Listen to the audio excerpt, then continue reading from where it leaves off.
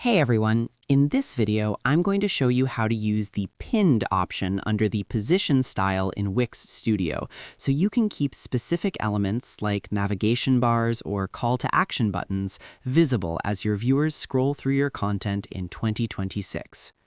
Let's get into it. First, open Wix Studio and select your target element. The first step is choosing the element you want to follow the user down the page.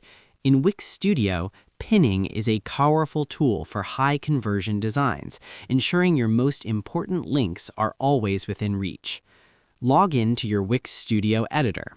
Navigate to the element you want to fix, like a Contact Us button or a submenu, and click it.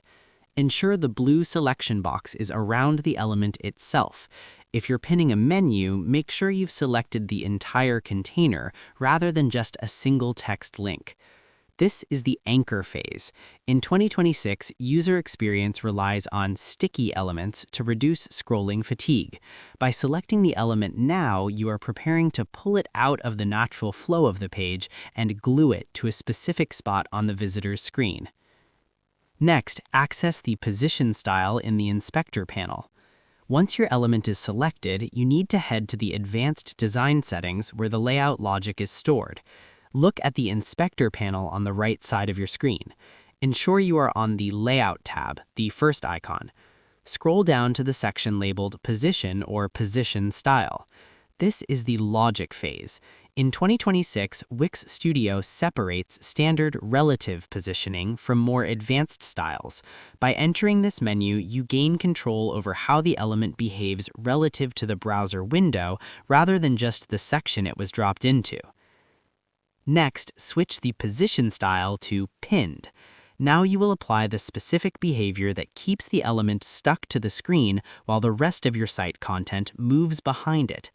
Click the drop-down menu under Position Style, which usually defaults to Default or Sticky, and select Pinned. A new set of coordinates will appear. Choose which container the element should be pinned to, usually the page or the section. This is the activation phase. In 2026, pinned differs from sticky because a pinned element stays in the exact same spot regardless of where the user is on the page. This is perfect for a back to the top button or a floating chat icon for your viewers, providing a constant point of interaction.